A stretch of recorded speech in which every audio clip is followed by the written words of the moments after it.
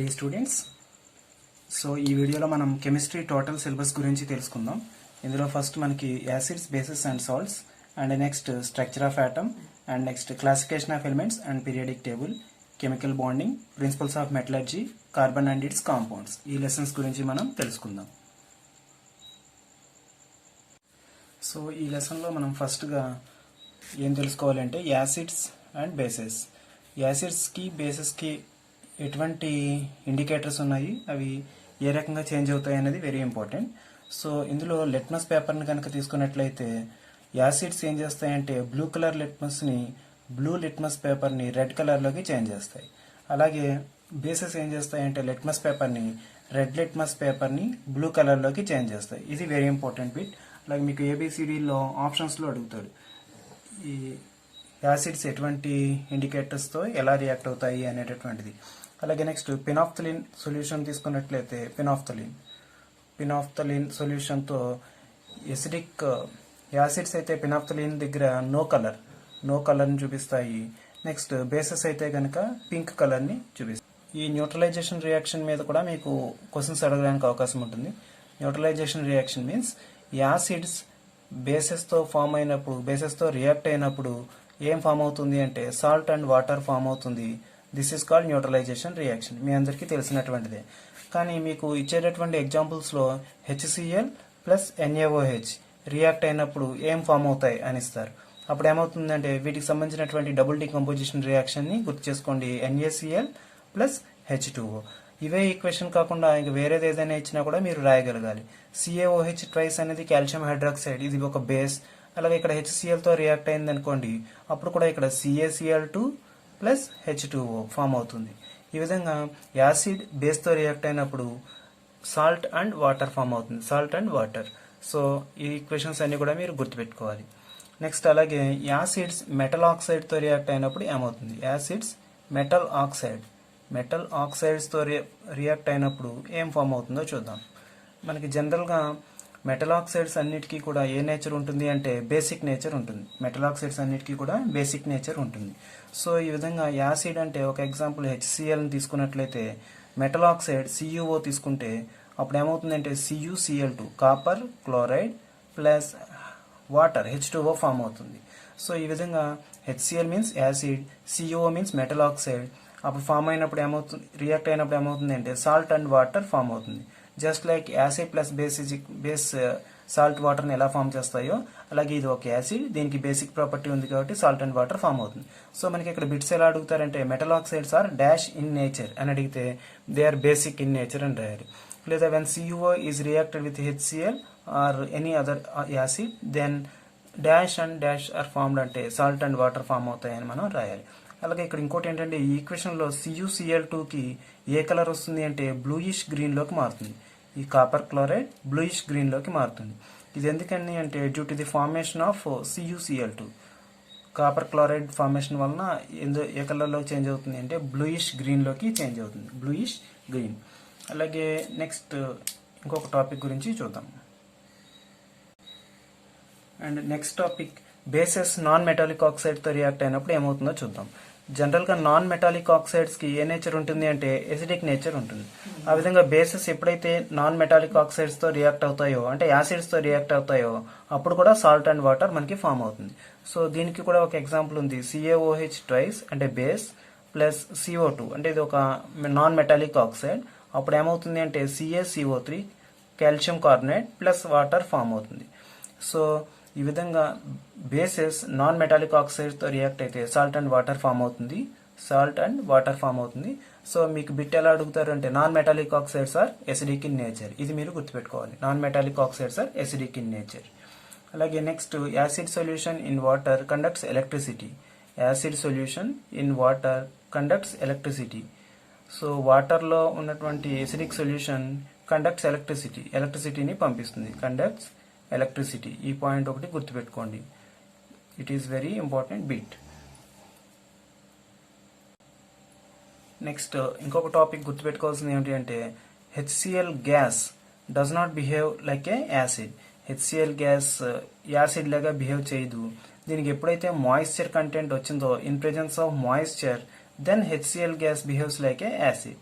ఎప్పుడైతే మాయిశ్చర్ వచ్చిందో ఏమవుతుంది అంటే ఈ H2O రియాక్ట్ అయ్యి H3O ప్లస్ అయాన్గా ఫామ్ అవుతుంది. ఎప్పుడైతే H3O ప్లస్ అయాన్గా ఫామ్ అయిందో అప్పుడు అది యాసిడ్ లాగా బిహేవ్ చేస్తుంది. సో HCl గ్యాస్ యాసిడ్ లాగా బిహేవ్ చేయదు. అలాగే HCl గ్యాస్కి ఎప్పుడైతే మాయిశ్చర్ యాడ్ అయిందో అప్పుడు ఇది యాసిడ్ లాగా బిహేవ్ చేస్తుంది. నెక్స్ట్ బేసెస్కి సంబంధించి కొన్ని ఇంపార్టెంట్ పాయింట్స్ తెలుసుకుందాం. బేసెస్, ఈ బేసెస్ సంబంధించి కొన్ని విషయాలు చూద్దాం. సో బేసెస్లో ఎప్పుడైతే ఈ బేసెస్ వాటర్లో డిజాల్వ్ అయినాయో అట్లాంటి బేసెస్ని ఏమంటారంటే ఆల్కలీ అంటారు. ఏమంటారు? Alkali. So bases which are soluble in water are called alkali. ఇది ఒక బిట్గా అడుగుతారు. నెక్స్ట్ అలాగే all bases do not dissolve in water. All bases do not dissolve in water. అన్నీ కూడా వాటర్లో డిజాల్వ్ అవ్వవు. All bases do not dissolve in water. అన్నీ కూడా డిజాల్వ్ అవ్వవు. So beryllium hydroxide is slightly soluble in water. ఇందులో ఉన్నటువంటి beryllium hydroxide BeOH twice slightly soluble in water. ఇవన్నీ కూడా మీకు బిట్స్గా అడుగుతారు. Slightly soluble in water, slightly soluble in water. ఇవి మీకు బిట్స్గా ఆడడానికి ఎక్కువగా అవకాశం ఉంటుంది. ఏమని? Bases which are soluble in water are called alkali. And next all bases do not dissolve in water. లేదా which base all bases which of the correct statement from the following అని అడిగి all bases dissolve in water, all bases do not dissolve in water అలా అడుగుతారు. So మీరు గుర్తుపెట్టుకోవాల్సింది ఏంటి? All bases do not dissolve in water. అలాగే which base is slightly soluble in water అని అడిగితే beryllium hydroxide is slightly soluble in water. Okay, next అలాగే next topic ఏమిటి అంటే మనం ఎప్పుడు కూడా యాసిడ్కి వాటర్ని యాడ్ చేయకూడదు. యాసిడ్కి వాటర్ని ఎప్పుడూ కూడా యాడ్ చేయకూడదు. మనం ఏం చేయాలి అంటే మనం ఎప్పుడైనా వాటర్కి యాసిడ్ని యాడ్ చేయాలి. ఇది కరెక్ట్, ఇది రాంగ్. సో యాసిడ్ని వాటర్కి యాడ్ చేయాలి, వాటర్ని యాసిడ్కి యాడ్ చేయకూడదు. ఈ రెండింటికి డిఫరెన్స్ ఏమిటి అంటే రెండు ఒకటే కదా సార్ అని మీరు అడగచ్చు. యాసిడ్కి వాటర్ని కలిపేటప్పుడు యాసిడ్ ఎక్కువ ఉంటుంది, వాటర్ డ్రాప్స్గా పడుతూ ఉంటుంది. వాటర్కి యాసిడ్ని కలిపినప్పుడు వాటర్ ఎక్కువ ఉంటుంది, యాసిడ్ స్మాల్ డ్రాప్స్గా పడుతుంది. సో ఈ ప్రాసెస్లో ఏమవుతుంది అంటే హీట్ జనరేట్ అవుతుంది. అందువలన ఏమవుతుందంటే ఈ బీకర్ బ్రేక్ అయిపోయేటటువంటి ఛాన్సెస్ ఉంటాయి. అందువలన అప్పుడు దాన్ని రియాక్షన్ ఏమంటారంటే ఎక్సోథర్మిక్ రియాక్షన్ అని కూడా అంటారు. దట్ మీన్స్ ఎప్పుడైతే హీట్ రిలీజ్ అయిందో అటువంటి రియాక్షన్స్ ఏమంటారంటే ఎక్సోథర్మిక్ రియాక్షన్స్ అంటారు. సో ఈ విధంగా water should not added to acid and acid is slowly added to water. ఈ రెండు పాయింట్స్ మీరు ఖచ్చితంగా గుర్తుపెట్టుకోండి. నెక్స్ట్ అలాగే యాసిడ్ ఆర్ బేస్కి వాటర్ని ఎప్పుడైతే యాడ్ చేసామో అప్పుడు ఏమవుతుందంటే decrease in concentration of H+ ions or decrease in concentration of OH- ions form జరుగుతుంది. అంటే యాసిడ్ అయితే దానికి ఎప్పుడైతే వాటర్ యాడ్ చేసామో H+ అయాన్ కాన్సన్ట్రేషన్ తగ్గుతుంది. అలాగే బేస్ అయితే కనుక ఎప్పుడైతే వాటర్ని యాడ్ చేసామో OH- అయాన్ కాన్సన్ట్రేషన్ తగ్గుతుంది. ఓకే, నెక్స్ట్ ఇంకొకటి గుర్తుపెట్టుకోవాల్సింది ఏమిటి అంటే strong acid and strong base. గుర్తుపెట్టుకోవాల్సినటువంటి ఇంకొక ఇంపార్టెంట్ కాన్సెప్ట్ ఏమిటి అంటే strong acid and strong base. Strong acid and strong బేస్లో ఎగ్జాంపుల్స్ మీకు ఖచ్చితంగా అడుగుతారు. సో దీంట్లో strong acid means HCl is a strong acid and strong base means NaOH is a strong base. అలాగే next weak acid and weak base. ఈ వీటి విషయానికి వస్తే వీక్ యాసిడ్ కూడా ఒక ఎగ్జాంపుల్ ఉంది, అలాగే వీక్ బేస్ కూడా ఒక ఎగ్జాంపుల్ ఉంది. ఇవి రెండు కూడా మీకు ఎగ్జామ్స్లో అడుగుతారు. So weak acid is CH3COOH, weak base is NH4OH, ammonium hydroxide. So మీకు ఇలా డైరెక్ట్గా అడగకుండా స్ట్రాంగ్ యాసిడ్ ఏం చేస్తుంది అంటే మోర్ నెంబర్ ఆఫ్ H3O+ అయాన్స్ని ఫామ్ చేస్తుంది. వీక్ యాసిడ్ ఏం చేస్తుందంటే లెస్ నెంబర్ ఆఫ్ H3O+ అయాన్స్ని ఫామ్ చేస్తుంది. అలాగే స్ట్రాంగ్ బేస్ ఏం చేస్తుంది అంటే OH- అయాన్స్ని ఎక్కువగా ఫామ్ చేస్తుంది.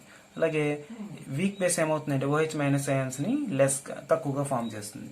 సో మీకు ఇలాగా ABCDలో ఆప్షన్స్ ఇచ్చి HCl is known as strong acid because అని పెట్టి it forms more number of H3O+ ions, it forms less number of H3O+ ions అని, లేదా it forms more number of OH- ions అని మిమ్మల్ని కన్ఫ్యూజ్ చేస్తారు.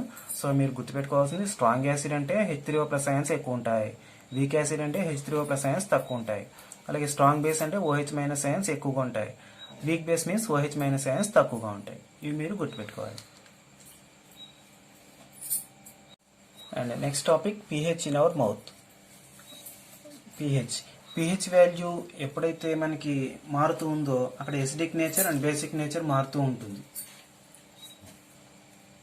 So pH of rain water, ఈ ఒక rain వాటర్ని కనుక ఎగ్జాంపుల్గా తీసుకున్నట్లయితే ఈ రెయిన్ వాటర్ యొక్క pH లెస్ దాన్ 5.6 అయితే దాన్ని ఏమంటారంటే యాసిడ్ రెయిన్ అంటారు.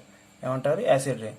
So for acid rain the pH value is అని అడిగి లెస్ దాన్ 5.6, గ్రేటర్ దాన్ 5.6 అని మిమ్మల్ని డిఫరెంట్గా అడిగితే less than 5.6 is the answer. Next pHకి సంబంధించి మౌత్కి సంబంధించి pH క్వశ్చన్స్ మనల్ని చాలా అడగడానికి అవకాశం ఉంటుంది. మౌత్ అంటే మన నోరుకి సంబంధించి ఏమిటంటే pH వాల్యూస్ లెస్ దాన్ 5.5 ఉందనుకోండి, అంటే mouth in our mouth if pH is less than 5.5 then tooth decay starts. అంటే మన పళ్ళు పుచ్చిపోవడం స్టార్ట్ అవుతూ ఉంటాయి ఎప్పుడు pH వాల్యూ లెస్ దాన్ 5.5 ఉన్నప్పుడు. టూత్ డికే స్టార్ట్స్, ఇది ఒక బిట్గా అడుగుతారు. నెక్స్ట్ అలాగే టూత్ డికే స్టార్ట్స్ ఇప్పుడు మనం చెప్పుకున్నటువంటిది. అలాగే టూత్ దేంతో ఫామ్ అయి ఉంటాయి అంటే కాల్షియం పాస్ఫేట్ అనేటటువంటి కెమికల్తో ఫామ్ అయి ఉంటాయి. Calcium phosphate. ఈ కాల్షియం పాస్ఫేట్ యొక్క ఫార్ములా కూడా మనం తెలుసుకుందాం. Ca3PO4 twice calcium phosphate. ఈ కాల్షియం పాస్ఫేట్తో మనకి టూత్ తయారవుతుంటాయి, టూత్ ఎనామిల్. నెక్స్ట్ అలాగా ఎప్పుడైతే 5.5 కన్నా తగ్గిందో మౌత్లో ఏమవుతుందంటే ఎసిడిక్ నేచర్ ఇంక్రీజ్ అవుతుంది. Acidic nature increases. నెక్స్ట్ అలాగే మనం వాడేటటువంటి టూత్ పేస్ట్లో ఏ ప్రాపర్టీ ఉంటుంది అంటే బేసిక్ ప్రాపర్టీ ఉంటుంది. Toothpaste contains basic nature. అందువలన ఏమవుతుందంటే ఎప్పుడైతే మన మౌత్లో ఎసిడిక్ నేచర్ ఇంక్రీజ్ అయిందో అప్పుడు ఈ పేస్ట్ వాడడం వలన ఏమవుతుందంటే బేసిక్ నేచర్ ఉంటుంది. అవి రెండు న్యూట్రల్ అయ్యి మనకి ఇబ్బంది రాకుండా ఉంటుంది. నెక్స్ట్ అలాగే స్టమక్కి సంబంధించి కూడా pH క్వశ్చన్స్ ఉన్నాయి. అవేంటో చూద్దాం. స్టమక్లో మనకి అడిగేటటువంటి క్వశ్చన్స్ ఏమిటి అంటే స్టమక్లో మనకి ఎసిడిటీ ఫామ్ అయినప్పుడు హైడ్రోక్లోరిక్ యాసిడ్ ఎక్కువగా రిలీజ్ అవుతుంది. మరి దీన్ని మనం న్యూట్రలైజ్ చేయాలి అంటే మనం ఒక బేస్ని యాడ్ చేయాలి. అప్పుడు మనం ఏం చేస్తాము, యాంటాసిడ్ సిరప్ని తాగుతాం. Antacid syrup. అందువలన మనకి బిట్స్ ఎలా అడుగుతారంటే antacid syrup contains acid or base అంటే బేస్ని కలిగి ఉంటుంది. సో ఏం బేస్ ఉంటుంది అంటే మెగ్నీషియం హైడ్రాక్సైడ్ అనేటటువంటి బేస్ ఉంటుంది. ఈ మెగ్నీషియం హైడ్రాక్సైడ్ని ఏమంటారంటే మిల్క్ ఆఫ్ మెగ్నీషియా అని కూడా అంటారు. సో యాంటాసిడ్ సిరప్ కంటైన్స్ అని అడిగితే మిల్క్ ఆఫ్ మెగ్నీషియా అని రాయొచ్చు, మెగ్నీషియం హైడ్రాక్సైడ్ అని రాయొచ్చు, లేదా బేస్ అని రాయొచ్చు. అక్కడ ఇచ్చినటువంటి ఆప్షన్స్ని బట్టి మనం ఆన్సర్ని సెలెక్ట్ చేసుకోవాల్సిన అవసరం ఉంటుంది. నెక్స్ట్ pH ఆఫ్ అవర్ సాయిల్లో కూడా మనం pH వాల్యూని టెస్ట్ చేయడానికి శాంపిల్స్ తీసుకుని టెస్ట్ చేస్తూ ఉంటారు. అప్పుడు ఆ సాయిల్లో ఉన్నటువంటి pH వాల్యూని బ్యాలెన్స్ చేయడానికి దేన్ని వాడతాము అంటే క్విక్ లైమ్ని వాడతాం. So to balance the pH value in our soil we have to add CaOH twice. అంటే ఒకవేళ ఎసిడిక్ నేచర్ ఎక్కువగా ఉన్నది అని అనుకుంటే క్విక్ లైమ్ కాల్షియం హైడ్రాక్సైడ్ వాడతారు. సో ఇది బేస్ కాబట్టి అక్కడ ఉన్నటువంటి ఎసిడిక్ నేచర్ని న్యూట్రలైజ్ చేస్తుంది. అలాగే మనకి ఇంకొక ఇంపార్టెంట్ టాపిక్స్ ఏమిటి అంటే బీ స్టింగ్స్ ఎప్పుడైతే మనల్ని తాకాయో అప్పుడు ఏమవుతుంది అంటే అది యాసిడ్ మన బాడీలోకి వెళ్తుంది. దాన్ని న్యూట్రలైజ్ చేయాలి అంటే బేకింగ్ సోడాని యాడ్ చేయాలి. బేకింగ్ సోడాతో అక్కడ కరిచినటువంటి ప్రదేశాన్ని రబ్ చేయాలి. Baking soda means NaHCO3 sodium bicarbonate. అలాగే నెట్టల్ ప్లాంట్ అదొక ప్లాంట్. ఆ ప్లాంట్ మనల్ని ఎప్పుడైనా సరే గుచ్చుకుంది అంటే అది మన బాడీలోకి ఒక యాసిడ్ని ఇంజెక్ట్ చేస్తుంది. That acid is known as methanoic acid. So మీకు అప్లికేషన్స్ ఆఫ్ pH అడిగాడు కాబట్టి ఖచ్చితంగా మీకు మౌత్ గురించి ఇస్తాడు. pH వాల్యూ లెస్ దాన్ 5.5 అయితే టూత్ డికే స్టార్ట్ అవుతుందని, అలాగే 5.6 ఈ వాల్యూ ఒకటి గుర్తుపెట్టుకోవాలి. రెయిన్ వాటర్ లెస్ దాన్ 5.6 అయితే యాసిడ్ రెయిన్. అలాగే పేస్ట్లో ఏ ప్రాపర్టీ ఉంటుంది అంటే బేసిక్ నేచర్ ఉంటుంది. అలాగే మన మౌత్లో ఏ నేచర్ ఎక్కువగా పెరిగితే మన టూత్ డికే స్టార్ట్స్ అంటే ఎసిడిక్ నేచర్ పెరిగితే టూత్ డికే స్టార్ట్స్ అని రాయాలి. అలాగే antacid syrup contains magnesium hydroxide is also known as అంటే milk of magnesia. Bee stings when bee stings hit to our body, then acid enters into our body. This will be neutralized అని అడిగితే baking soda NaHCO3 అని రాయాలి. అలాగే when a nettle plant injects in our body, what is the acid injects to that plant అంటే methanoic acid అని రాయాలి. when nettle plant injects dash acid to our body అంటే methanoic acid injects to our body అని రాయాలి. Okay, so our next lesson is structure of atom. ఈ structure of యాటంలో మనకి తెలుసుకోవాల్సినటువంటి పాయింట్స్ ఏమిటి అంటే బోర్స్ అటామిక్ మోడల్. ఈ బోర్స్ అటామిక్ మోడల్ మీ సిలబస్లో ఉంది. దీంట్లో మీకు ఉన్నటువంటిది ఏమిటి అంటే బోర్స్ అటామిక్ మోడల్లో న్యూక్లియస్ ఉంటుంది. న్యూక్లియస్ చుట్టూ ఆర్బిట్స్ ఉంటాయి. ఈ ఆర్బిట్స్నే స్టేషనరీ ఆర్బిట్స్ అని పిలుస్తారు. So electrons are revolving around the nucleus in circular orbits. As long as electron and revolving around these orbits they do not lose energy అని చెప్తారు. These orbits are called stationary orbits అని చెప్తారు. Next అలాగే electron higher energy ఉన్నటువంటి orbit నుంచి lower energy ఉన్నటువంటి ఆర్బిట్లోకి ఎప్పుడైతే జంప్ చేసిందో అప్పుడు ఎనర్జీ ఏమవుతుందంటే రిలీజ్ అవుతుంది. ఎనర్జీ ఈజ్ రిలీజ్ అవుతుంది. ఈ పాయింట్ ఒకటి గుర్తుపెట్టుకోండి. హయ్యర్ ఎనర్జీ నుంచి లోయర్ ఎనర్జీకి జంప్ చేస్తే ఎలక్ట్రాన్ ఎనర్జీ రిలీజ్ అవుతుంది. అలాగే లోయర్ ఎనర్జీ ఆర్బిట్ నుంచి హయ్యర్ ఎనర్జీ ఆర్బిట్లోకి ఎలక్ట్రాన్ జంప్ చేస్తే అప్పుడు ఏమవుతుందంటే ఎనర్జీ అబ్జార్బ్ అవుతుంది. ఈ రెండు విషయాలు కూడా మీరు గుర్తుపెట్టుకోవాలి. ఇదేమో లోయర్ ఎనర్జీ ఆర్బిట్, ఇదేమో హయ్యర్ ఎనర్జీ ఆర్బిట్.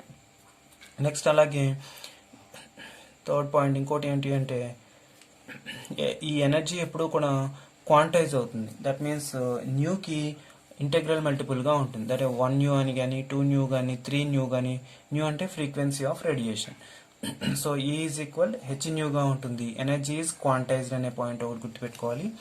నెక్స్ట్ అలాగే ఈ బోర్స్ అటామిక్ మోడల్ గురించి ఇంకొకటి తెలుసుకోవాల్సింది ఏంటి అంటే ఇట్ ఎక్స్ప్లెయిన్స్ లైన్ స్పెక్ట్రా గురించి ఎక్స్ప్లెయిన్ చేసింది ఆఫ్ హైడ్రోజన్ యాటమ్ యొక్క లైన్ స్పెక్ట్రమ్ని ఎక్స్ప్లెయిన్ చేసింది. అలాగే ఇట్ ఫెయిల్డ్ టు ఎక్స్ప్లెయిన్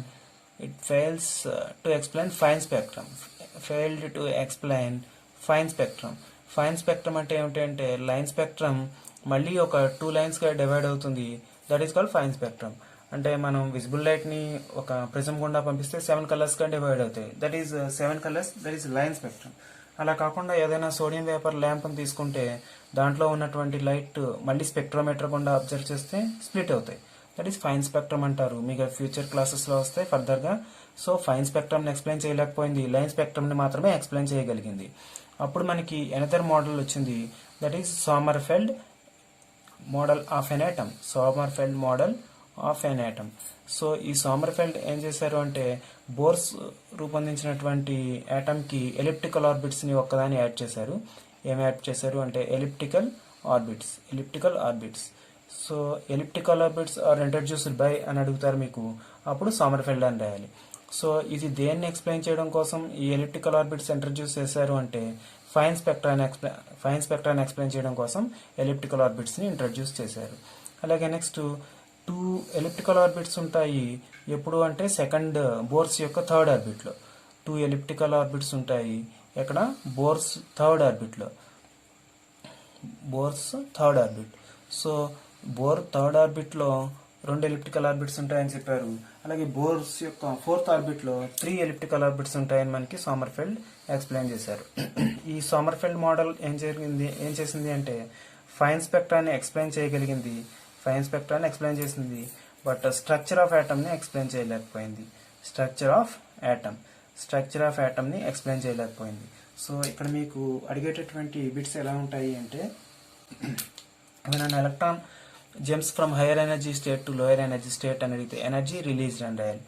అలాగే electron jumps from lower energy state to higher energy state అంటే ఎనర్జీ అబ్జార్బ్. అలాగే బోర్స్ మోడల్ ఎక్స్ప్లెయిన్స్ అని అడిగి లైన్ స్పెక్ట్రమ్, ఫైన్ స్పెక్ట్రమ్ అని డిఫరెంట్ మోడల్స్ అడిగితే లైన్ స్పెక్ట్రాన్ని ఎక్స్ప్లెయిన్ చేసింది. అలాగే Bohr's model fails to explain fine spectra, అది కూడా గుర్తుపెట్టుకోవాలి. అలాగే elliptical orbits are introduced by అంటే Sommerfeld. So for which purpose elliptical orbits are introduced అంటే to explain the fine spectrum. Fine స్పెక్ట్రాన్ని explain చేయడం కోసం ఎలిప్టికల్ ఆర్బిట్స్ని ఇంట్రడ్యూస్ చేశారు. అలాగే in Bohr's third orbit number of elliptical orbits are అంటే 2 అని రాయాలి. So Sommerfeld model explains fine spectrum and Sommerfeld model didn't explain structure of atom. So ఈ points మీరు హైలైట్ చేసినవి గుర్తుపెట్టుకోండి. సో ఈ ప్రాబ్లమ్స్ అన్నిటిని కూడా రెక్టిఫై చేస్తూ వచ్చినటువంటి మోడల్ ఏంటి అంటే quantum mechanical model of an atom. So ఈ quantum mechanical model of an atoms దేని మీద డిపెండ్ అయి ఉంటుంది అంటే మెయిన్గా క్వాంటమ్ నెంబర్స్ మీద డిపెండ్ అయి ఉంటుంది. క్వాంటమ్ నెంబర్స్, ఈ క్వాంటమ్ నెంబర్స్ ఎన్ని ఉంటాయి అంటే మనకి 4 క్వాంటమ్ నెంబర్స్ ఉంటాయి. ఈ 4 క్వాంటమ్ నెంబర్స్ కూడా ఒక 4 టాపిక్స్ని ఎక్స్ప్లెయిన్ చేస్తాయి. అంటే న్యూక్లియస్ చుట్టూ కూడా ఆర్బిట్స్ ఉంటాయి అని చెప్తారు. So this is first orbit అని అనుకుంటే ఈ ఫస్ట్ ఆర్బిట్లో ఒక సబ్ ఆర్బిట్ ఉంటుంది. ఈ సెకండ్ ఆర్బిట్లో 2 సబ్ ఆర్బిట్స్ ఉంటాయి. ఈ థర్డ్ ఆర్బిట్లో 3 సబ్ ఆర్బిట్స్ ఉంటాయి అని చెప్తుంది ఈ quantum mechanical model of an atom. So ఈ క్వాంటమ్ నెంబర్ గురించి చూడడానికి 4 క్వాంటమ్ నెంబర్స్ హెల్ప్తో ఈ quantum mechanical model of an ఆటమ్ని ఎక్స్ప్లెయిన్ చేస్తారు. దాంట్లో ఫస్ట్ క్వాంటమ్ నెంబర్ ఏమిటి అంటే principal quantum number. Principal quantum number అది మనం చూద్దాం. First quantum number is principal quantum number. Principal quantum number, principal quantum number. దీన్ని మనం దేంతో చూపిస్తాము అంటే స్మాల్ ఎన్తో చూపిస్తాము. సో దీన్ని దేంతో చూపిస్తాం? It is denoted by small n. అలాగే దీని యొక్క వాల్యూస్ ఎలా ఉంటాయి అంటే n is equal 1 2 3 4 so on ఇలా ఉంటాయి. అలాగే ఇది దేన్ని తెలియజేస్తుంది అంటే it represents or it gives size of the orbit. Size of the orbit ని తెలియజేస్తుంది. Size of the orbit. అలాగే it gives number of orbits or shells ని కూడా తెలియజేస్తుంది. సపోజ్ ఎగ్జాంపుల్ ఇక్కడ మనకి n value and orbit name. ఇది orbit name ని తెలియజేస్తుంది. ఆర్బిట్ అన్నా షెల్ అన్నా ఒకటే. సో n వాల్యూ 1 అయితే దాన్ని k shell or k orbit అంటారు. n వాల్యూ 2 అయితే దాన్ని l షెల్. n వాల్యూ 3 అయితే that is m shell. n value 4 అయితే that is n shell. This 5 అయితే o షెల్. సో ఈ విధంగా n వాల్యూని బట్టి ఇక్కడ ఉన్నటువంటి షెల్ డిపెండ్ అయి ఉంటుంది. So for n value is 4 the shell name is అని అడిగితే n రాయాలి. For l shell n value is 2 అలా మనం ఆన్సర్ చేయాలి. సో నెక్స్ట్ టాపిక్ ఏమిటి అంటే next quantum number that is angular momentum quantum number. Angular momentum quantum number. Angular momentum quantum number. So ఈ angular momentum quantum నెంబర్ని దేంతో చూపిస్తాము అంటే ఎల్తో చూపిస్తాం. అలాగే it represents sub shells. It represents sub shells or sub orbits. Sub shells or sub orbits. Sub orbits or sub shells ని చూపిస్తుంది. సో ఇవి ఆర్బిట్స్ అనుకుంటే ఇది n చూపిస్తుంది. ఇవి సబ్ ఆర్బిట్స్, ఇది l వాల్యూ చూపిస్తుంది. సో ఇది first orbit, this is second orbit and this is third orbit. n value 3, n value 2, n value 1. అలాగా సబ్ ఆర్బిట్స్ ని ఈ angular momentum quantum number l చూపిస్తుంది. అలాగే వీటి యొక్క వాల్యూస్ ఎలా ఉంటాయి అంటే 0 to n-1, 0 to n-1 వరకు ఉంటాయి. అలాగే ఇది దేని తెలియజేస్తుంది అంటే shape of a sub shell or sub orbit. Shape of a sub shell or sub orbit. Sub shell or sub orbit యొక్క షేప్ ని తెలియజేస్తుంది. అలాగే ఇక్కడ l వాల్యూ 0 అనుకుంటే ఆ సబ్ షెల్ ఏమంటారంటే ఎస్ సబ్ షెల్ అంటారు. l వాల్యూ 1 అయితే p sub shell. l value 2 అయితే that is d. l value 3 అయితే f. 4 అయితే g. Sub shell or sub orbit name. Sub shell or sub orbit name. So ఈ table మీరు గుర్తుపెట్టుకోవాలి. So దీని నుంచి కూడా మనకి ఎలా అడుగుతారంటే if l value is 2 then the sub shell name is అంటే d రాయాలి. If l value is 1 sub shell name is p. Next third quantum number is magnetic quantum number. Third quantum number ఏమిటి అంటే magnetic quantum number. Magnetic quantum number. ఈ magnetic quantum నెంబర్ని దేంతో చూపిస్తాము అంటే ml. Magnetic quantum number mlతో చూపిస్తాము. అలాగే దీని యొక్క వాల్యూస్ ఎలా ఉంటాయంటే -l to +l వరకు ఉంటాయి. అలాగే ఇది దేన్ని తెలియజేస్తుంది అంటే orientation of orbital in space. Orientation of orbital in space. Orientation of orbital in space ని తెలియజేస్తుంది. అలాగే టోటల్ నెంబర్ ఆఫ్ ఆర్బిటాల్స్ రావాలి అంటే కనుక 2l+1. m is equal 2l+1 అనేటటువంటి ఫార్ములాతో వస్తాయి. అందువలన మనకి ఇప్పుడు s ఆర్బిటల్స్ 1 ఉంటాయి, p ఆర్బిటల్స్ 3 ఉంటాయి, d ఆర్బిటల్స్ 5 ఉంటాయి, sp d f 7 ఉంటాయి, g ఆర్బిటల్స్ 9 ఉంటాయి. ఇవి ఎలా వచ్చినాయి అనేటటువంటిది కూడా ఈ ఫార్ములాని బట్టే వస్తాయి. So m is equal 12 plus 1 కాబట్టి s కి l వాల్యూ 0 అవుతుంది, కాబట్టి 2 ఇంటూ 0 ప్లస్ 1 2 ఇంటూ 0 ప్లస్ 1 1 అవుతుంది. ఇక్కడ 1 ఆర్బిటాల్ ఉంది. అలాగే p ఆర్బిటాల్ అయితే కనుక దీనికి l వాల్యూ 1 అవుతుంది. సో 2 ఇంటూ 1 ప్లస్ 1 2 ప్లస్ 1 3 అవుతుంది. అలాగే d అయితే కనుక d orbitals l is equal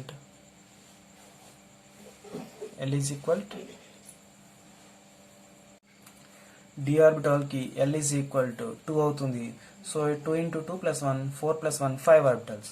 ఈ విధంగా నెంబర్ ఆఫ్ ఆర్బిటాల్స్ ని లేదా number of orientation of orbitals in space దీన్ని మనం ఎలా ఫైండ్ అవుట్ చేస్తాం, ఈ ఫార్ములాని బేస్ చేసుకుని ఫైండ్ అవుట్ చేయొచ్చు. 2l plus 1. So s orbitals 1 ఉంటాయి, p ఆర్బిటల్స్ 3 ఉంటాయి, d ఆర్బిటల్స్ 5 ఉంటాయి, f ఆర్బిటల్స్ 7 ఉంటాయి. సో ఇదేమో sub shell or sub orbit name number of orbitals. ఈ టేబుల్ కూడా మీరు గుర్తుపెట్టుకోవాలి. సో మిగిలినటువంటి ఫోర్త్ ఏమిటి అంటే spin quantum number. Fourth one is spin quantum number. So fourth quantum number is spin quantum number. ఈ స్పిన్ క్వాంటమ్ నెంబర్ ని దేంతో డినోట్ చేస్తాము అంటే ఎంఎస్ తో డినోట్ చేస్తాము. అలాగే వీటి యొక్క వాల్యూస్ ఎలా ఉంటాయంటే plus half or minus half. అంటే ప్లస్ హాఫ్ ఉంటే that is clock wise direction లో ఉన్నట్టు ఎలక్ట్రాన్, మైనస్ హాఫ్ ఉంటే that is anti clock wise direction లో ఉన్నట్టు ఆ ఎలక్ట్రాన్. అలాగే ఇది దేన్ని తెలియజేస్తుంది అంటే స్పిన్ ఆఫ్ ఎలక్ట్రాన్ ని తెలియజేస్తుంది. So it represents spin off the electron and also it represents orientation of electrons also. Represents orientation of electrons. Orientation of electron ని డినోట్ చేస్తుంది ఈ spin quantum number. Okay, next ఇంకొక topics ఇంపార్టెంట్వి ఈ lesson లో మీరు గుర్తుపెట్టుకోవాల్సినవి ఏమిటి అంటే సోడియం వేపర్ ల్యాంప్ ఉన్నట్టయితే సోడియం వేపర్ ల్యాంప్ అంటే సోడియం వేపర్ తో మనం ఆ ల్యాంప్ ని ప్రిపేర్ చేస్తాము. ఈ సోడియం వేపర్ ల్యాంప్ ఏ కలర్ ని ఇస్తుంది అని అడిగితే మీరు ఎల్లో కలర్ లైట్ ని ఇస్తుంది అని రాయాలి. So sodium vapour lamp provides yellow colour. Next ఈ ఎల్లో కలర్ లైట్ ని స్పెక్ట్రోమీటర్ తో మనం అబ్జర్వ్ చేసినట్లయితే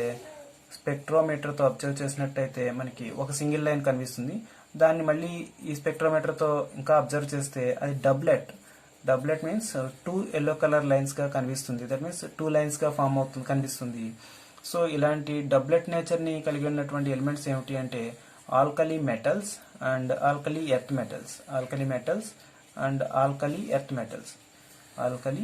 మెటల్స్.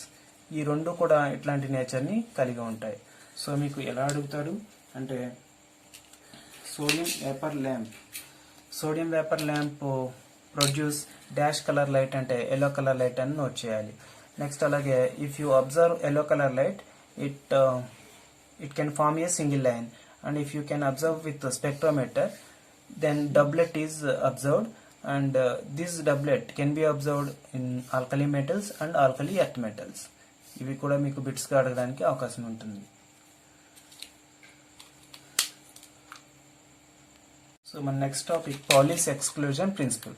ఈ పౌలిస్ ఎక్స్క్లూజన్ ప్రిన్సిపల్ ఏం చెప్తుంది అంటే ఇక్కడ ఒక ఆర్బిటాల్ ఉంది అంటే దీంట్లో ఒక 2 ఎలక్ట్రాన్స్ పడతాయి.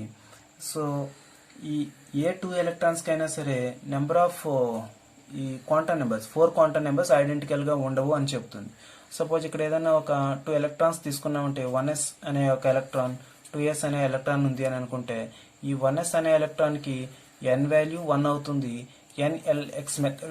NLX method. n అంటే ప్రిన్సిపల్ క్వాంటమ్ నెంబర్, l అంటే angular momentum quantum number, x అంటే నెంబర్ ఆఫ్ ఎలక్ట్రాన్స్. సో ఇక్కడ l వాల్యూ ఏమో s కి l వాల్యూ 0 అవుతుంది, m value -L2 plus L 0 అవుతుంది, అప్పుడు s వాల్యూ ప్లస్ హాఫ్ అవుతుంది. ఇక్కడ దీనికి తీసుకున్నట్లయితే n ఈజ్ ఈక్వల్ 2 అవుతుంది, L ఈజ్ ఈక్వల్ 0 అవుతుంది, m ఈజ్ ఈక్వల్ 0 అవుతుంది, s వాల్యూ ప్లస్ హాఫ్ అవుతుంది. ఈ విధంగా ఏ 2 ఎలక్ట్రాన్స్ తీసుకున్నా కూడా ఈ 4 క్వాంటమ్ నెంబర్స్ ఐడెంటికల్ గా ఉండవు. ఒకవేళ ఈ 3 ఈక్వల్ గా ఉంటే ఈ 4వది డిఫరెంట్ గా ఉంటుంది. సపోజ్ 1s1 అనే ఒక ఎలక్ట్రాన్ అయితే ఇది, సపోజ్ 1s2 అనే మరొక ఎలక్ట్రాన్ ఉంటే ఈ 3 కూడా ఈక్వల్ గా ఉంటాయి. బట్ s విషయానికి వస్తే ఇక్కడ ప్లస్ హాఫ్ ఉంటే ఇక్కడ మైనస్ హాఫ్ ఉంటుంది.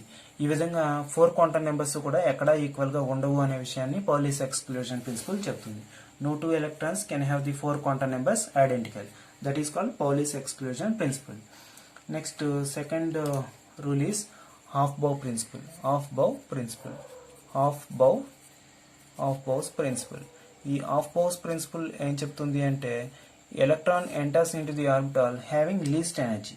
సో ఎలక్ట్రాన్ లీస్ట్ ఎనర్జీ ఉన్నటువంటి ఆర్బిటాల్ లోకి ఫస్ట్ వస్తుంది అనే విషయం చెప్తుంది. Electron enters into the orbital having least energy. Suppose ఇక్కడ ఒక ఆర్బిటాల్ ఉంది అంటే ఒక ఎలక్ట్రాన్ రావాలి అంటే అది ఎలా ఉండాలి అంటే దానికి లీస్ట్ ఎనర్జీ ఉండాలి. సో n+l వాల్యూ ఫామ్ లో చెప్పాలి అంటే n+l వాల్యూ దేనికైతే తక్కువగా ఉంటుందో లీస్ట్ గా ఉంటుందో దాంట్లోకి ఎలక్ట్రాన్ ఎంటర్ అవుతుంది. సో రెండింటి యొక్క n+l వాల్యూ ఒకేలా ఉంటే అప్పుడు దేని యొక్క n వాల్యూ లీస్ట్ గా ఉంటుందో దాంట్లోకి ఎలక్ట్రాన్ ఎంటర్ అవుతుంది. సో 2 అటామిక్ ఆర్బిటల్స్ కి n+l వాల్యూ ఈక్వల్ గా ఉంటే దాంట్లో దేనికి n వాల్యూ లీస్ట్ గా ఉంటుందో దాంట్లోకి ఎంటర్ అవుతుంది. సపోజ్ ఇప్పుడు 2s అనే ఆర్బిటల్ 4p అనే ఆర్బిటల్ ఉన్నాయి అనుకుందాము. దీనికి n వాల్యూ 2 అలాగే l value 0 s p d f 0 1 2 3. So s కి l వాల్యూ 0 వస్తుంది. So l value 0. So n+l means 2. n+l means 2. అలాగే నెక్స్ట్ ఇక్కడ 4p means n value 4 and l value p కి l వాల్యూ అంతా 1 అవుతుంది. So ఇక్కడ n+l value 4+1 is equal 5. So ఇక్కడేమో 5 వచ్చింది n+l వాల్యూ, ఇక్కడేమో 2 వచ్చింది. సో లీస్ట్ n+l వాల్యూ దీనికి ఉంది కాబట్టి ఇక్కడికి ఫస్ట్ ఎలక్ట్రాన్ వెళ్తుంది అని ఆఫ్-బో ప్రిన్సిపల్ చెప్తుంది. So electron enters into the orbital having least energy. Next concept ఏమిటి అంటే హుండ్స్ రూల్. ఈ హుండ్స్ రూల్ ఏం చెప్తుంది అంటే డీజనరేట్ ఆర్బిటల్స్ లో ఎప్పుడైనా సరే పెయిరింగ్ ఆఫ్ ఎలక్ట్రాన్ ఒక ఎలక్ట్రాన్ వచ్చిన తర్వాత మాత్రమే జరుగుతుంది. So pairing of electron in all degenerate orbitals after filling 1 electron each అని చెప్తారు. అంటే ఒక ఎగ్జాంపుల్ చూద్దాం. ఇప్పుడు p ఆర్బిటల్స్ ఉన్నాయనుకుంటే px py pz 3 ఆర్బిటల్స్ ఉంటాయి. px py pz ఈ వీటన్నిటిని కూడా ఏమంటారంటే డీజనరేట్ ఆర్బిటల్స్ అంటారు. ఈ డీజనరేట్ ఆర్బిటల్స్ లో ఎప్పుడైనా సరే ఒక ఎలక్ట్రాన్ అన్నిట్లోనూ ఫిల్ అయిన తర్వాత మాత్రమే అప్పుడు పెయిరింగ్ జరుగుతుంది. Pairing of electron takes place in all degenerate orbitals after filling 1 electron. ఒక ఎలక్ట్రాన్ వెళ్ళిన తర్వాత మాత్రమే సెకండ్ ఎలక్ట్రాన్ వస్తుంది. సో అది హుండ్స్ రూల్. సో ఈ విధంగా ఏది మీకు ఎగ్జామ్స్ లో ఏది అడుగుతారంటే ఏదైనా ఒక బిట్ ఇచ్చి దీంట్లో ఏ రూల్ వైలేట్ అయింది అనేటటువంటిది మనకి ఎగ్జామ్స్ లో అడగడానికి అవకాశం ఉంది. సపోజ్ కార్బన్ 6 ఉన్నట్టయితే 1s2 2s2 2p2 అనేటటువంటిది దీని యొక్క ఎలక్ట్రానిక్ కాన్ఫిగరేషన్. అంటే 1s2 2s2 2p2 ఎలా రావాలి అంటే ఫస్ట్ ఇలా ఉండాలి. ఇది కరెక్ట్.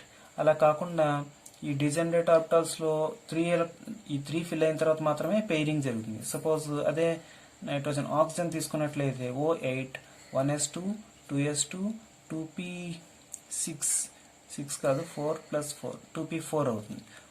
దీన్ని తీసుకుంటే ఇది 1s2 this is 2s2 2p4 తీసుకున్నట్లయితే ఇవి px ఇది py అండ్ pz.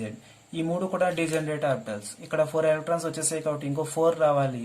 సో ఇక్కడ 1 ఇక్కడ 2 ఇక్కడ 3 ఇలా 3 ఫిల్ అయిన తర్వాత మాత్రమే ఇక్కడ ఒకటి యాడ్ అవుతుంది. ఓకే 4.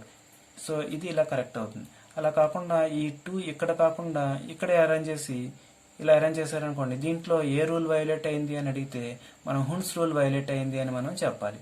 హుండ్స్ రూల్ ఈస్ వైలేటెడ్ అని మనం దీన్ని ఎక్స్ప్లెయిన్ చేయగలగాలి. ఓకే ఇలా ఆక్సిజన్ O8 అని ఇచ్చి ఎలక్ట్రానిక్ కాన్ఫిగరేషన్ ఇలా ఇచ్చాడు అనుకోండి, ఈ ఎలక్ట్రాన్ ఇక్కడ కాకుండా ఇక్కడ ఇచ్చారనుకోండి, అప్పుడు ఏమవుతుంది పెయిరింగ్ ఆఫ్ ఎలక్ట్రాన్ సరిగ్గా జరగలేదు కాబట్టి ఏమవుతుంది హుండ్స్ రూల్ వైలేట్ అయింది అని మనం ఆన్సర్ చేయాలి.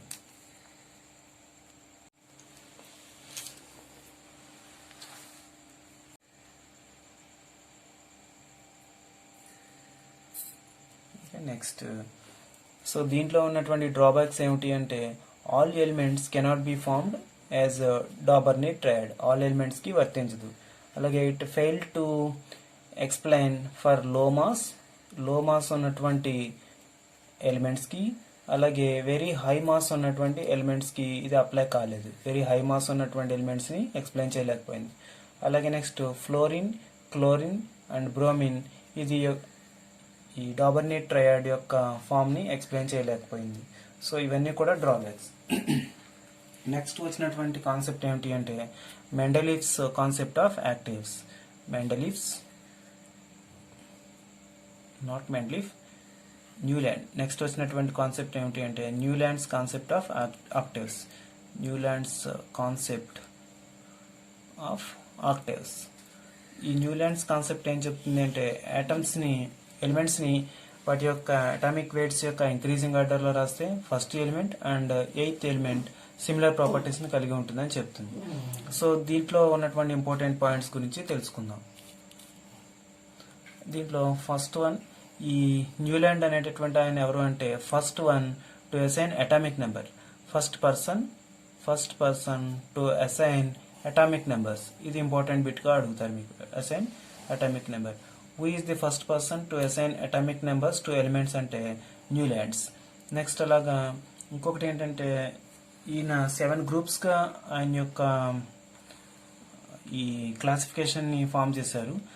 సో కానీ ఈ 7 గ్రూప్స్లో కూడా 2 ఎలిమెంట్స్ ఒకే స్లాట్లో బుక్ అయి ఉన్నాయి. సో ఇది ఒక డ్రాబ్యాక్. అలాగే నెక్స్ట్ ఒకే గ్రూప్లో ఉన్నటువంటి ఎలిమెంట్స్కి 2 ఎలిమెంట్స్కి ఒకే ప్రాపర్టీస్ లేవు. ఒకే గ్రూప్లో ఉన్నటువంటి 2 ఎలిమెంట్స్కి డిఫరెంట్ ప్రాపర్టీస్ ఉన్నాయి. అది కూడా ఒక డ్రాబ్యాక్. అలాగే up to calcium atomic weight ఉన్నటువంటి ఎలిమెంట్స్కి మాత్రమే ఇది అప్లికబుల్గా ఉంది. ఇది కూడా ఒక డ్రాబ్యాక్. నెక్స్ట్ అలాగే atomic mass higher than calcium ఉన్నటువంటి వాటికి ఇది అప్లై కాలేదు. అలాగే it is restricted to 56 elements only. 56 ఎలిమెంట్స్కి మాత్రమే ఇది ఎక్స్ప్లెయిన్ చేయగలిగింది. అది కూడా ఒక drawback. These are all the drawbacks of Newlands concept of octaves. So ఇక్కడ మీకు డాబర్నీ ట్రయాడ్లో ఇవన్నీ ఎగ్జాంపుల్స్ గుర్తుపెట్టుకోవాలి. ది ఫాలోయింగ్ ఆర్ డాబర్నీ ట్రయాడ్స్ అని గుర్తుపెట్టుకోవాలి. అలాగే Dobereiner triad fluorine, chlorine, bromine explain చేయలేకపోయింది. అలాగే లో మాస్ ఉన్నటువంటి వాటికి, ఫర్ హై మాస్ ఉన్నటువంటి వాటికి మాత్రమే ఎక్స్ప్లెయిన్ చేయలేకపోయింది. Failed to explain low mass and high mass ఉన్నటువంటి ఎలిమెంట్స్. అలాగే న్యూలాండ్స్ కాన్సెప్ట్ ఆఫ్ యాక్టివ్స్లో first person to assign atomic numbers, ఇది ఒకటి గుర్తుపెట్టుకోవాలి. అలాగే న్యూలాండ్ 7 గ్రూప్స్గా తన క్లాసిఫికేషన్ని డివైడ్ చేశారు. అలాగే 2 ఎలిమెంట్స్ సిమిలర్ ప్రాపర్టీస్ ఉన్నటువంటి వాటిలన్నీ ఒక గ్రూప్లో పెట్టాలి. కానీ ఒకే గ్రూప్లో ఉన్న 2 ఎలిమెంట్స్కి డిఫరెంట్ ప్రాపర్టీస్ ఉన్నాయి. ఇది కూడా ఒక డ్రాబ్యాక్. అలాగే అప్ టు కాల్షియం ఉన్నటువంటి అటామిక్ వెయిట్ ఉన్నటువంటి ఎలిమెంట్స్ మాత్రమే ఎక్స్ప్లెయిన్ చేయగలిగింది. 56 ఎలిమెంట్స్ మాత్రమే ఎక్స్ప్లెయిన్ చేయగలిగింది. ఓకే, నెక్స్ట్ కాన్సెప్ట్ ఏమిటి అంటే మెండలీవ్స్ పీరియాడిక్ టేబుల్. ఈ మెండలీవ్స్ పీరియాడిక్ టేబుల్ చాలా వరకు మన మోడర్న్ పీరియాడిక్ టేబుల్కి దగ్గరగా ఉంటుంది. సో వీటిల్లో ఒక్కొక్క దాని గురించి నేర్చుకుందాం. First one, groups. ఈ మెండలీవ్స్ పీరియాడిక్ టేబుల్లో ఎన్ని గ్రూప్స్ ఉన్నాయి అని అడుగుతారు మిమ్మల్ని. అప్పుడు ఏమని రాయాలి? 8 గ్రూప్స్ ఉన్నాయి. అలాగే మెండలీవ్స్ పీరియాడిక్ టేబుల్లో ఎన్ని పీరియడ్స్ ఉన్నాయి అంటే there are 7 periods in Mendeleev periodic table. 7 periods ఉన్నాయని రాయాలి. నెక్స్ట్ అలాగే ప్రిడిక్షన్. మెండలీవ్ చేసినటువంటి ఇంకొక మెయిన్ ఇంపార్టెంట్ కాన్సెప్ట్ ఏమిటి అంటే ప్రిడిక్షన్. అంటే ఈ ఎలిమెంట్ ఉన్నాయి అనేటటువంటి ప్రిడిక్షన్ని ఆయన చేశారు. అవి మనకి తర్వాత ఫ్యూచర్లో అవి నిజమనేటటువంటి విషయం తెలిసింది. అలా ప్రిడిక్ట్ చేసినటువంటి ఎలిమెంట్స్ ఏంటి అంటే ఎకా అల్యూమినియం, అదే తర్వాత మనం గ్యాలియంగా మనం కనుక్కున్నాం. అలాగే నెక్స్ట్ ఎకా బోరాన్ అనేటటువంటి ఒక ఎలిమెంట్ ఉంటుంది అని ఆయన కనుక్కున్నారు. తర్వాత మన వాళ్ళు రీసెర్చ్ చేసి దాన్ని స్కాండియంగా కనుక్కున్నారు. నెక్స్ట్ అలాగా ఎకా సిలికాన్ అనేటటువంటి ఎలిమెంట్ కూడా ఉంటుందని ఆయన ఎక్స్పెక్ట్ చేశారు. తర్వాత మనం కనుక్కుని దానికి పేరుగా జెర్మేనియంని పెట్టాము. సో అలాగే ఎకా గ్యాలియం గురించి ఆయన చెప్పినటువంటి ఒక విషయాన్ని కూడా మనం గుర్తుపెట్టుకోవాలి. Eka gallium, G capital letter, a small letter రాసుకోండి, ఎందుకంటే ఇది ఒక ఎలిమెంట్ నేమ్ కాబట్టి. ఎకా గ్యాలియం. సో ఎకా గ్యాలియంని ఆయన ఏం చెప్పారంటే if you hold it with your hand, నువ్వు హ్యాండ్లో కనుక ఈ గ్యాలియంని పట్టుకున్నట్లయితే అది మెల్ట్ అయిపోతుంది అనే విషయాన్ని ఆయన ప్రిడిక్ట్ చేసి చెప్పారు, ఊహించి. తర్వాత మన వాళ్ళు ఇప్పుడు పరిశోధనలు చేస్తే తెలిసింది ఏమిటి అంటే ఈ గ్యాలియం యొక్క మెల్టింగ్ పాయింట్ 30.2 డిగ్రీ సెంటీగ్రేడ్ ఉంటుంది. అది మన హ్యూమన్ బాడీ యొక్క టెంపరేచర్ ఎంత ఉంటుంది అంటే 37 డిగ్రీ సెంటీగ్రేడ్ ఉంటుంది. ఈ విధంగా మనం మెల్టింగ్ పాయింట్ తక్కువ ఉంది కాబట్టి ఇది ఎప్పుడైతే మన చేతిలో పట్టుకున్నామో అది కరిగిపోతుంది అనమాట. సో ఈ పాయింట్ కూడా మనకి బిట్స్గా అడుగుతారు. ఎలా అడుగుతారు అంటే so melting point of gallium అని అడిగితే 30.2 degree centigrade. If you hold this element with your hand it melts. What is this element అంటే గ్యాలియం అని రాయాలి. So eka silicon is also named as అంటే germanium, eka boron is also named as అంటే scandium, eka aluminium is also named as gallium. So in Mendel's periodic table dash periods are there అంటే 7 periods are there. Okay, next correction of atomic weights. Correction కూడా ఈయన చేశారు. ఎలా correction చేశారు అంటే beryllium యొక్క valency అప్పట్లో 3 అనుకునేవారు. బెర్లియం యొక్క వ్యాలెన్సీ 3 అనుకునేవారు, కానీ అది రాంగ్. బెర్లియం యొక్క వ్యాలెన్సీ 2 అవుతుంది. ఇలా అయితేనే అది సరైన గ్రూప్లో పెట్టగలం అని చెప్పారు. So according to Mendeleev the valency of beryllium is అని అడిగితే 2 అని రాయాలి. ఓకే, 2. నెక్స్ట్ ఎనామలస్ సిరీస్ అని కూడా ఒకటి ఎక్స్పెక్ట్ చేశారు. ఎనామలస్ సిరీస్ మీన్స్ వాటి యొక్క ప్రాపర్టీస్ డిఫరెంట్గా ఉన్నాయి, అయినప్పటికీ కూడా దాన్ని కరెక్ట్ చేయడానికి ఆయన ట్రై చేశారు. Those elements are tellurium and iodine. These are anomalous pairs in Mendelev's periodic table. And next వచ్చినటువంటిది మోడర్న్ పీరియాడిక్ టేబుల్, అది చూద్దాం. సో ఈ modern periodic table, next lesson modern periodic table. So ఈ modern periodic టేబుల్లో first A group ఎలిమెంట్స్ని alkali metal family అంటారు, second A గ్రూప్ని alkali earth metals అంటారు, third A boron family, fourth A carbon family, fifth A nitrogen, and sixth A oxygen, and seventh ఏని ఏమంటారంటే halogen family అంటారు, halogen family. And eighth A గ్రూప్ని ఏమంటారంటే noble gas family అంటారు, noble gas family. So ఈ alkali metal ఫ్యామిలీలో ఏముంటాయంటే hydrogen, lithium, sodium, potassium, rubidium, caesium and francium. దీని జనరల్ ఎలక్ట్రానిక్ కాన్ఫిగరేషన్ NS1 ఉంటుంది, ఇది మీరు గుర్తుపెట్టుకోవాలి. And next one is alkali earth metal family. దీనిలో ఏం ఎలిమెంట్స్ ఉంటాయి అంటే beryllium, magnesium, calcium, strontium, barium and radium. దీని జనరల్ ఎలక్ట్రానిక్ కాన్ఫిగరేషన్ NS2 ఉంటుంది. Next third one boron family. దీంట్లో ఏం ఎలిమెంట్స్ ఉంటాయంటే boron, aluminium, gallium, indium, thallium. So దీని general electronic configuration NS2 NP1 ఉంటుంది. సో పైన ఉన్నటువంటి ఎలక్ట్రాన్స్ కౌంట్ చేస్తే ఈ గ్రూప్ నెంబర్ వస్తుంది NS2 NP1. And next one is carbon family. So carbon, silicon, germanium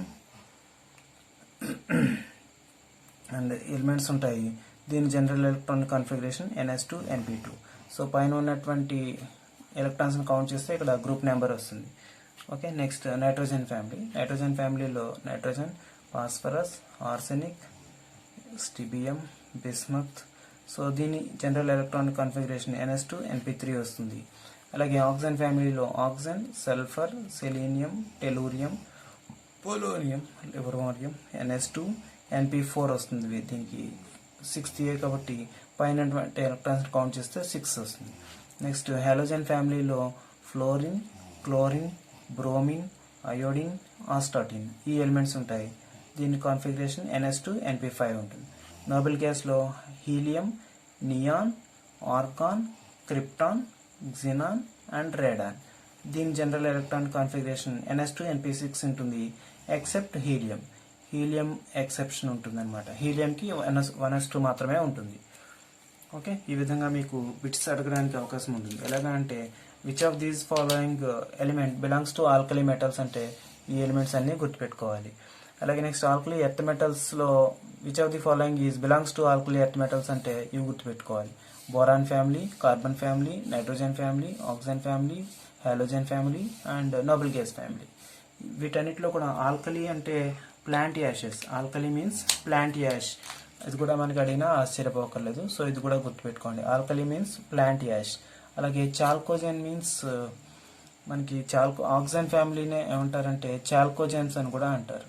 చాల్కోజన్ family అని కూడా అంటారు. సో చాల్కోజన్ అంటే ఏమిటంటే ore product. Chalcogen means ore product. అలాగే హాలోజన్ మీన్స్ సి ప్రొడక్ట్స్. అంటే ఈ హాలోజన్స్ అన్ని కూడా సి ప్రొడక్ట్స్ నుంచి వస్తాయి కాబట్టి వీటిని హాలోజన్స్ అని కూడా పిలుస్తారు.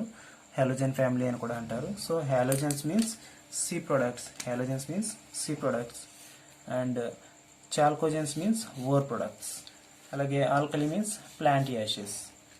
ఇవి మీరు గుర్తుపెట్టుకోండి. ఈ ఎలిమెంట్స్ కౌంట్ చేయాలి, ఎలిమెంట్స్ అన్ని గుర్తుపెట్టుకోవాలి. అలాగే జనరల్ ఎలక్ట్రానిక్ కాన్ఫిగరేషన్ ఫస్ట్ ఏ అయితే NS1 ఉంటుంది, సెకండ్ ఏ అయితే NS2 ఉంటుంది, థర్డ్ ఏ అయితే NS2 NP1, ఫోర్త్ అయితే NH2NP2, ఫిఫ్త్ అయితే NH2NP3, సిక్స్త్ అయితే NH2NP4, సెవెంత్ అయితే NH2NP5, సెవెంత్ అయితే NH2NP5, ఎయిత్ అయితే NH2NP6. అలాగే నెక్స్ట్ ఏ పీరియడ్లో ఎన్ని ఎలిమెంట్స్ ఉంటాయి అనేది కూడా మనం గుర్తుపెట్టుకోవాలి. సో ఫస్ట్ పీరియడ్లో 2 ఎలిమెంట్స్ ఉంటాయి, సెకండ్ పీరియడ్లో 8 ఎలిమెంట్స్, థర్డ్ పీరియడ్లో 8 elements, fourth period 18 elements, fifth period 18 elements, sixth period 32 elements, seventh period is incomplete. ఇవి కూడా మీకు బిట్గా అడగడానికి అవకాశం ఉంటుంది. This is period and this is number of elements.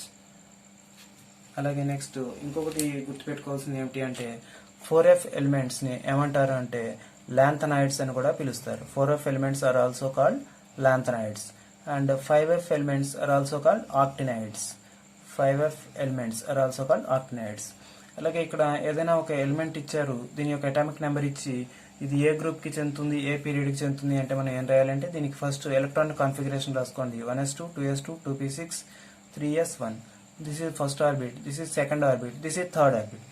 So దీంట్లో 3 ఆర్బిట్స్ ఉన్నాయి కాబట్టి ఇది దేనికి చెందుతుంది అంటే థర్డ్ పీరియడ్కి చెందుతుంది. So it belongs to third period. అలాగే దీనిలో general electronic configuration, outer most electronic configuration NS1 ఉంది కాబట్టి ఇది ఫస్ట్ ఇయర్ గ్రూప్కి చెందుతుంది అని మనం ఇలా ఆన్సర్ చేయవచ్చు. ఓకే,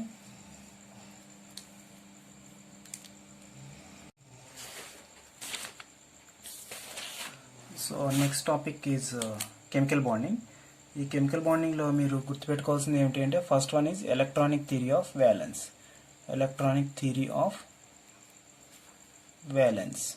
ఈ ఎలక్ట్రానిక్ థియరీ ఆఫ్ వ్యాలెన్స్ని లూయిస్ అండ్ కోసెల్ ప్రపోజ్ చేశారు. దీంట్లో first one is ionic bond. ఈ అయానిక్ బాండ్కి ఎగ్జాంపుల్స్ ఏమిటి అంటే అలాగే ఈ అయానిక్ బాండ్ని కోసెల్ ప్రపోజ్ చేశారు. ఇది ట్రాన్స్ఫర్ ఆఫ్ ఎలక్ట్రాన్స్ వలన ఇది ఫామ్ అవుతుంది అయానిక్ బాండ్. అలాగే వీటి ఎగ్జాంపుల్స్ ఏమిటి అంటే NaCl, MgCl2 and AlCl3 and ఇవి మీకు ఉన్నటువంటి ఎగ్జాంపుల్స్ NaCl, MgCl2, AlCl3. అలాగే నెక్స్ట్ దీనికి సంబంధించి తెలుసుకోవాల్సింది ఏమిటి అంటే coordination number.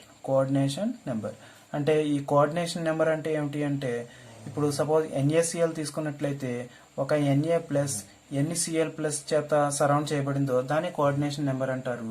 So Na plus coordination number of Na plus in NaCl అంటే 6 అని రాయాలి. అలాగే coordination number of Cl minus in NaCl అని అడిగితే 6 రాయాలి. కోఆర్డినేషన్ నెంబర్ ఆఫ్ NaCl అంటే 6,6 అని నోట్ చేయండి. సో ఇది ఇంపార్టెంట్. నెక్స్ట్ అలాగా tendency of forming cation or anion, అంటే యానియాన్గా కానీ క్యాటయాన్గా కానీ ఫామ్ అవ్వాలి అంటే దేని మీద డిపెండ్ అయి ఉంటుంది అని అడిగితే మీరు ఏం రాయాలి అంటే అటామిక్ సైజ్ మీద డిపెండ్ అయి ఉండొచ్చు, లేదా అయనైజేషన్ పొటెన్షియల్ మీద డిపెండ్ అయి ఉండొచ్చు, అయనైజేషన్ పొటెన్షియల్ మీద డిపెండ్ అయి ఉండొచ్చు, లేదా ఎలక్ట్రాన్ అఫినిటీ మీద డిపెండ్ అయి ఉండొచ్చు. నెక్స్ట్ అలాగే ఎలక్ట్రోనెగటివిటీ. సో వీటన్నిటి మీద కూడా క్యాటయాన్ ఆర్ యానియాన్గా మారేటటువంటి నేచర్ డిపెండ్ అయి ఉంటుంది. So which of the following factors influence the tendency of cation or anion అని అడిగితే atomic size, ionization potential, electron affinity and electronegativity. అలాగే అయానిక్ బాండ్ గురించి కూడా ట్రాన్స్ఫర్ ఆఫ్ ఎలక్ట్రాన్స్ అండ్ ఈ ఎగ్జాంపుల్స్ కూడా మిమ్మల్ని అడగడానికి అవకాశం ఉంటుంది. నెక్స్ట్ టాపిక్ ఈజ్ కోవాలెంట్ బాండ్కి ఎగ్జాంపుల్స్ కూడా మీకు ఇచ్చినటువంటివి కొన్ని నోట్ చేసుకోండి. అలాగే కోవాలెంట్ బాండ్ని ఎవరు ప్రపోజ్ చేశారు అని అడిగితే లూయిస్ ప్రపోజ్ చేశారు. Covalent bond is proposed by Lewis. And examples ఏమిటి అంటే O2, F2, N2, CH4 and NH3 and water. ఇవన్నీ కూడా మీకు ఇచ్చినటువంటి ఎగ్జాంపుల్స్. అయితే ఈ electronic theory of valence both ionic bond and covalent bond. Electronic theory of valence ఏం చేసింది అంటే కొన్నింటిని ఎక్స్ప్లెయిన్ చేయలేకపోయింది. Those are drawbacks. దేన్ని ఎక్స్ప్లెయిన్ చేయలేకపోయింది అంటే షేప్ ఆఫ్ మాలిక్యూల్స్ని ఎక్స్ప్లెయిన్ చేయలేకపోయింది. అప్పుడు ఏ థియరీ వచ్చింది అంటే VSEPRT థియరీ వచ్చింది. అది షేప్ని ఎక్స్ప్లెయిన్ చేయగలిగింది కానీ స్ట్రెంగ్త్ ఆఫ్ ది బాండ్ని ఎక్స్ప్లెయిన్ చేయలేకపోయింది. అప్పుడు ఇంకొక థియరీ వచ్చింది, that is called valence bond theory. దీన్ని ఎవరు ప్రపోజ్ చేశారంటే లినస్ పౌలింగ్ అనేటటువంటి ఆయన ప్రపోజ్ చేశారు, లినస్ పౌలింగ్. అదేంటో చూద్దాం. సో ఈ వ్యాలెన్స్ బాండ్ థియరీలో మీకు ఇచ్చినటువంటి oxygen and nitrogen. Suppose oxygen తీసుకుంటే దీని atomic number 8, that is 1s2 2s2 2p4. అంటే this is 1s2 orbital, this is 2s2 orbital, this is 2p orbital, 1 2px 2p2 2px 2py 2pz and fourth electron ఇక్కడికి వస్తుంది. This is 2px, this is 2py and this is 2pz. ఇంకొక oxygen కూడా same ఇలాగే ఉంటాయి. ఇదొక orbital, ఇదొక orbital, ఇదొక orbital, 3 orbitals. So అప్పుడు ఈ 2py తో కలిసి py సిగ్మా బాండ్ ఫామ్ అవుతుంది. అలాగే pz పై బాండ్ ఫామ్ అవుతుంది. సో మీకు ఎగ్జామ్స్లో in oxygen sigma bond is formed between అని అడిగితే py అని నోట్ చేయాలి. In oxygen pi bond is formed between అని అడిగితే pz అని నోట్ చేయాలి. ఇవి మీరు గుర్తుపెట్టుకోండి. ఓకే, నెక్స్ట్ అలాగే ఆక్సిజన్లో ఓ డబుల్ బాండ్ ఓ కాబట్టి 1 సిగ్మా బాండ్ 1 పై బాండ్ ఉంటాయి. అలాగే నైట్రోజన్లో సిమిలర్గా ఫామ్ చేసుకుంటే n ట్రిపుల్ బాండ్ n అంటాము. సో మొత్తం టోటల్గా 3 బాండ్స్ ఉంటాయి నైట్రోజన్లో. 1 సిగ్మా బాండ్ ఉంటుంది, 2 పై బాండ్స్ ఉంటాయి. సో మీకు ఎగ్జామ్స్లో in nitrogen dash sigma dash pi are there అంటే 1 సిగ్మా 2 పై, మొత్తం టోటల్గా 3 బాండ్స్. ఇవి మీరు గుర్తుపెట్టుకోండి. అలాగే in oxygen 1 sigma and 1 pi bond are there. And next మీకు ఉన్నటువంటి కాన్సెప్ట్స్ ఏమిటి అంటే హైబ్రిడైజేషన్. మీకు హైబ్రిడైజేషన్లో కెమికల్ బాండ్లో మీకు ఇచ్చినటువంటి కాన్సెప్ట్స్ ఏమిటి అంటే BeCl2 బెరిలియం క్లోరైడ్లో sp హైబ్రిడైజేషన్ జరుగుతుంది. 180 degrees బాండ్ యాంగిల్ ఉంటుంది, దాని స్ట్రక్చర్ లీనియర్. అలాగే NH3 అంటే అమోనియా, దీంట్లో sp3 హైబ్రిడైజేషన్ జరుగుతుంది. 107 degrees 48 minutes యాంగిల్ ఉంటుంది. అది ఏ ప్లానర్లో ట్రైగోనల్ పిరమిడల్ షేప్లో ఉంటుంది. నెక్స్ట్ వాటర్ గురించి ఇచ్చారు. వాటర్ యొక్క హైబ్రిడైజేషన్ sp3 ఉంటుంది. 104 degrees 31 minutes బాండ్ యాంగిల్ ఉంటుంది, వి షేప్లో ఉంటుంది. సో దీని మీద 1 లోన్ పెయిర్ ఆఫ్ ఎలక్ట్రాన్స్ ఉంటాయి. H2Oలో 2 లోన్ పెయిర్ ఆఫ్ ఎలక్ట్రాన్స్ ఉంటాయి. ఓకే, నెక్స్ట్ ఇవన్నీ కూడా మీకు షేప్స్ ఆఫ్ ది మాలిక్యూల్స్ కూడా అడుగుతారు. BeCl2లో బాండ్ యాంగిల్ అంతా, లేదా అమోనియాలో బాండ్ యాంగిల్ అంతా, వాటర్లో బాండ్ యాంగిల్ అంతా, అదే దీంట్లో sp3 హైబ్రిడైజేషన్ ఎక్కడ ఉంది, దీంట్లో ఏ హైబ్రిడైజేషన్ ఉంది అని అడిగే అవకాశం ఉంటుంది. అలాగే ఈ structure shape of the molecules కూడా మనల్ని అడుగుతారు. ఓకే, ఈ షేప్స్ విషయంలో కూడా మీరు అన్ని ఒక చోట రాసుకోండి. బెరిలియం క్లోరైడ్ అయితే లీనియర్ షేప్ ఉంటుంది. అలాగే NH3 అయితే ట్రైగోనల్ పిరమిడల్ ఉంటుంది, ట్రైగోనల్ పిరమిడల్. అలాగే BF3 బోరాన్ ట్రైఫ్లోరైడ్ అయితే కనుక ట్రైగోనల్ ప్లానర్ ఉంటుంది, trigonal planar. And next water H2O అయితే కనుక వి షేప్ ఉంటుంది, వి షేప్. సో ఈ పాయింట్స్ మీరు ఖచ్చితంగా గుర్తుపెట్టుకోవాలి, ఎందుకంటే ఇవి షేప్స్ ఆఫ్ ది మాలిక్యూల్స్ మీకు మ్యాచింగ్లో అడగడానికి అవకాశం ఉంటుంది. Beryllium chloride linear, NH3 trigonal pyramidal, BF3 trigonal planar and H2O V shape. ఇవి మీకు మ్యాచింగ్లో అడుగుతారు. And next concept is ionic compounds and covalent compounds. Ionic compounds and covalent compounds. ఈ రెండింటి మధ్య ఉన్నటువంటి డిఫరెన్స్ మీకు ఖచ్చితంగా అడుగుతారు, కోవలెంట్ కాంపౌండ్స్. సో దీనికి ఎగ్జాంపుల్స్ ఏమిటి అంటే NaCl అండ్ MgCl2 మీకు ఎగ్జాంపుల్స్. అలాగే ఇది ఆక్సిజన్, ఫ్లోరిన్, ఇవి మీకు ఎగ్జాంపుల్స్. అలాగే దీంట్లో boiling point and melting point ఎలా ఉంటాయంటే ఈ కాంపౌండ్స్కి హైగా ఉంటాయి. అలాగే వీటికి ఎలా ఉంటాయంటే లోగా ఉంటాయి, తక్కువగా ఉంటాయి.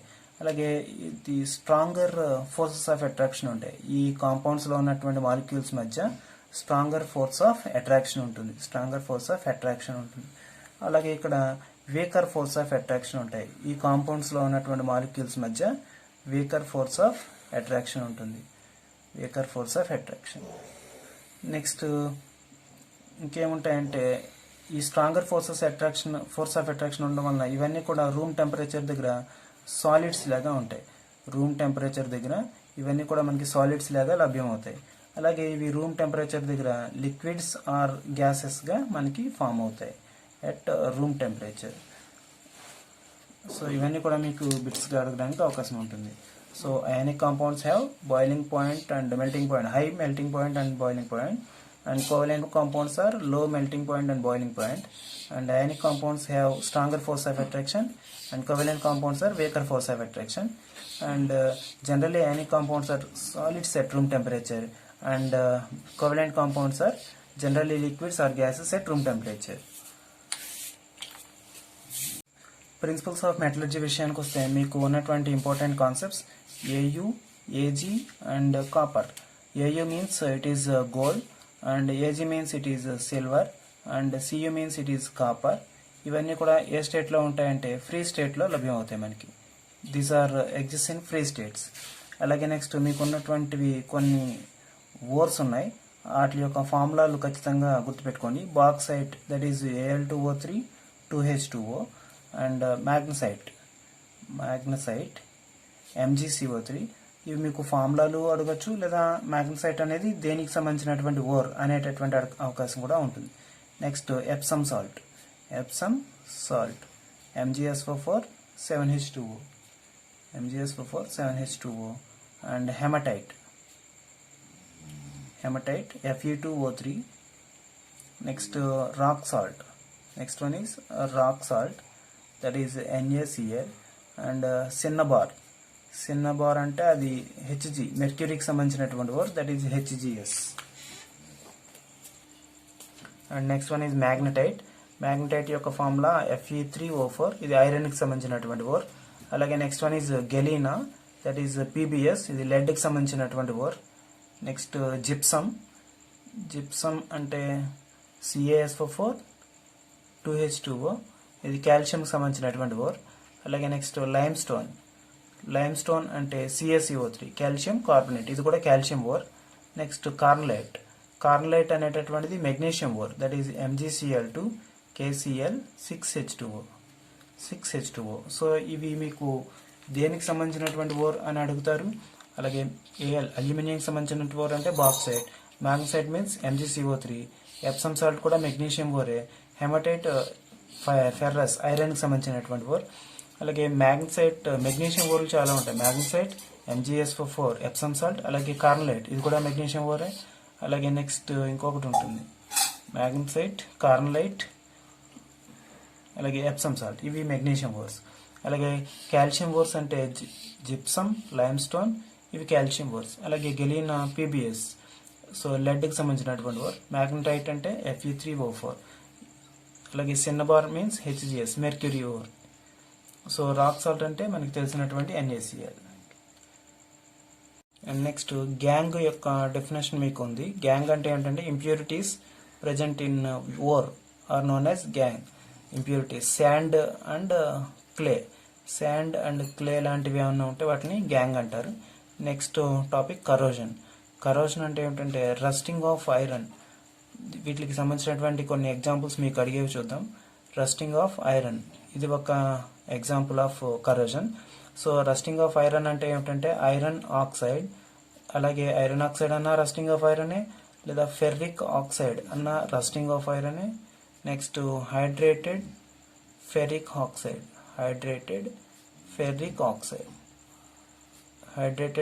ఆక్సైడ్ అన్న కూడా కరోజన్ కి ఎగ్జాంపుల్. Fe2O3 XH2O, అంటే దట్ మీన్స్ X ప్లేస్లో 1, 2, 3 ఏదైనా ఉండొచ్చు. సో ఐరన్ ఆక్సైడ్ అంటే రస్టింగ్ ఆఫ్ ఐరన్ ఈజ్ అని అడిగితే ఐరన్ ఆక్సైడ్ అని రాయాలి, ఫెర్రిక్ ఆక్సైడ్ లేదా హైడ్రేటెడ్ ఫెర్రిక్ ఆక్సైడ్. వీటిలో మనకి ABCDలో ఏ ఆప్షన్ ఉంటే అది నోట్ చేయాలి. నెక్స్ట్ అలాగే tarnishing of silver is also an example of corrosion. Tarnishing of silver, ఇది కూడా ఒక కరోజన్కి సంబంధించిన ఎగ్జాంపుల్. అదేమిటి అంటే silver sulphide. Tarnishing of silver అంటే దానికి కెమికల్ కాంపౌండ్ ఏమిటి అంటే సిల్వర్ సల్ఫైడ్. సో ఈ సిల్వర్ సల్ఫైడ్ ఫామ్ అవడం వలన ఈ సిల్వర్ కాంపౌండ్స్ అన్ని కూడా టార్నిషింగ్ అంటే కలర్ షేడ్ అవడానికి మనకు కనిపిస్తాయి. నెక్స్ట్ అలాగే ఇవన్నీ కూడా మనకి కరోజన్కి examples. First one rusting of iron అంటే iron oxide, ferric oxide Fe2O3 అని కూడా రాయొచ్చు, లేదా hydrated ferric oxide Fe2O3 XH2O. అలాగే టార్నిషింగ్ ఆఫ్ సిల్వర్ కూడా కరోజన్కి ఎగ్జాంపులే. అది దేని వలన ఫామ్ అవుతుంది అంటే సిల్వర్ సల్ఫైడ్ వలన ఫామ్ అవుతుంది. Next development of green colour coating in copper vessel పైన గ్రీన్ కలర్ కోటింగ్ మనకి కనిపిస్తుంది.